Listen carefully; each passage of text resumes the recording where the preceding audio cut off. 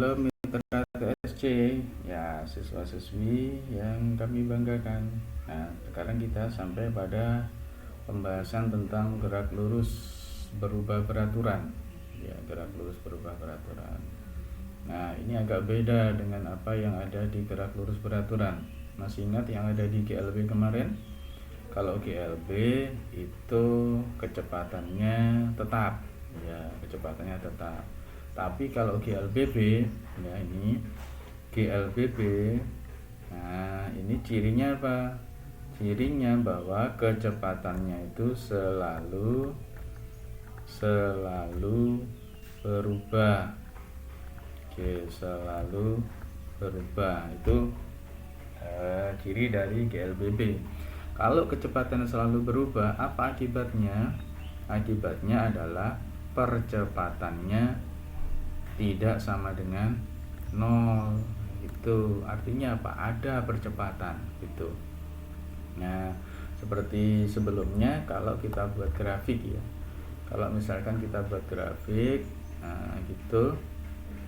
Nah, grafik sumbu Y dan sumbu X seperti itu. Nah, yang sumbu Y itu adalah V, yaitu kecepatan dalam satuan meter per sekon, kemudian ada T-nya di sana dalam satuan sekon. Nah, gitu. Nah, untuk GLBB karena ada perubahan kecepatan. Nah, di sini kalau misalkan Kakak ambil di sini T sama dengan 0 di sini. Nah, di sini ada T sama dengan 1. Nah, ada T sama dengan 2, ada T sama dengan 3 dan seterusnya gitu. Nah, untuk benda yang melakukan gerak lurus beraturan, ya dia kecepatan awalnya sebenarnya tidak harus sama dengan 0, boleh ya, boleh sama dengan 0 atau yang lain gitu. Kalau misalkan di sini saya ambil dia punya V0 segini, nah gitu. Pada saat T sama dengan 0, dia sudah punya kecepatan yang kita namakan sebagai V0. Ya, kecepatan pada saat T sama dengan 0 gitu. Nah, kalau misalkan kita mengacu pada rumusan yang ini ya, rumusan yang ada di sini bahwa VT itu sama dengan V0 plus AT. Nah, gitu. VT sama dengan V0 plus AT. Nah, apa itu V0 yang ada di sini tadi? Ini kita sebut sebagai kecepatan. Oke, kecepatan awal. Nah, gitu. Dia sudah punya kecepatan awal ada di sini gitu. Nah, sehingga ketika kita lihat bahwa sebuah benda yang melakukan gerak lurus beraturan itu ternyata kecepatannya berubah setiap saat. Jadi pada T sama dengan 1, kecepatannya berapa gitu. Ini T sama dengan sudah ada di sini gitu. Pada saat T sama dengan 1 misalnya ada di situ. Nah, pada saat T sama dengan 2 di sana, itu kecepatannya. Pada saat T sama dengan 3 ada di situ. Nah, gitu. Sehingga kalau misalkan kita buat garis yang menunjukkan ini GLBB, nah jadinya kayak gitu. Nah, seperti itu. Nah, kemudian kita tarik garis ke bawah begini. Nah, ini ada di sebelah sana. Tuh. Nah, kita punya S di sini. Ya, kita punya S. Ya, S itu adalah permukaan di bawah kurva ini ya, atau luas ya, luas daerah di bawah kurva ini. Nah, kita bisa lihat di sini bahwa luas di bawah kurva ini kurvanya berbentuk trapesium. Ya, gini ya. Berarti nanti luasnya yang kita cari adalah luas trapesium untuk nyari jarak tempuhnya gitu. Nah, kan kayak gini ya. Nah, luas trapesium. Masih ingat apa luas trapesium? Yaitu jumlah jumlah sisi. Nah, jumlah sisi sejajar ya dikali apa? Kakak kurung ya. Oke, dikali setengah tinggi. Nah gitu, dikali setengah tinggi. Nah yang sisi sejajar mana? Yaitu di sana ada V0 ditambah VT. Nah ini yang sejajar, V0 dan VT. Ini V0, nah ini kita tambahkan VT gitu. Nah dikali setengah tinggi. Tingginya mana? Tingginya sekarang jadi yang ini, setengah T gitu aja.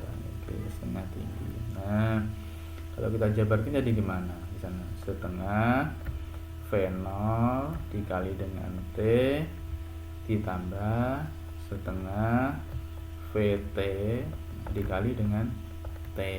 Nah di sini luasnya tadi kita misalkan ini kita ibaratkan sebagai jarak tempuhnya S. Nah gitu. Nah, kita kalikan 2 kiri dan kanan ya. Jadi ini 2S. Oke, sama dengan apa ini? V0 dikali T plus VT dikali dengan T. Jadinya gitu. Nah kalau kita substitusi dari sana tadi ya, kita substitusi V0 nya kita ganti ya, jadi apa coba?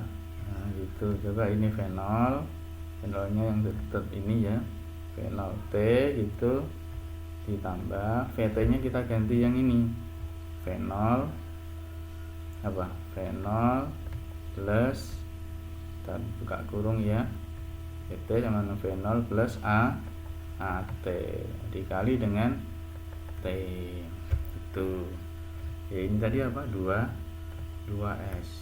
Nah coba kita bawa ke sana. Oke, kita bawa ke atas. Nah, kita bawa ke sana ya. Jadi 2S. Oke, 2S sama dengan V0 dikalikan dengan T ditambah gitu, V0 dikali apa? Dikali T juga gitu ya, ditambah AT kuadrat ya gitu, V0 T AT kuadrat. Nah kemudian yang ini jadi apa kalau gitu? Ini dan itu sama, jadi 2 V0 dikali T ditambah AT kuadrat. Ini apa? 2S. Nah, kita bagi 2 semuanya, tinggal apa nih? S sama dengan V0 dikali dengan T plus setengah AT kuadrat. Nah ketemu rumusannya untuk nyari jarak benda ketika dia melakukan gerak lurus berubah beraturan ya, sama dengan V0 T plus setengah AT kuadrat. Nah rumusan yang pertama ini tadi, nah ini oke. Nah ini rumusan yang pertama tadi ya gitu. Nah berikutnya dengan cara yang sama ya, nanti substitusi itu ya, maka kita juga akan peroleh rumusan bahwa VT kuadrat itu sama dengan V0 kuadrat plus 2AS. Nah ini adalah rumusan yang ketiga gitu. Jadi untuk GLB kurang lebihnya untuk rumusannya memang cuma punya 3 ini ya, punya 3 rumusan ini gitu. Nah kalau misalkan nanti yang dipermasalahkan grafik hubungan antara jarak. Nah sekarang gini, grafik hubungan antara jarak dan waktu itu, jarak dan waktu. Nah, oke. Jarak di sana dalam satuan meter. Nah, itu. Kemudian ada T dalam satuan sekon. Nah, gimana? Kita lihat grafiknya di sini. Kita lihat grafiknya. Dari grafiknya bahwa S ya, S dengan T. Nah, gitu. S dengan T ini adalah berbentuk kuadrat ya, grafik kuadratik ini ya.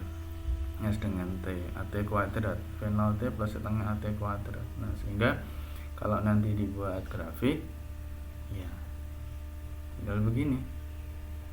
Nah, gitu. Nah, grafiknya seperti itu. Nah, maka kita bisa lihat bahwa grafik yang seperti ini kan grafik kuadratik gitu, kuadratik.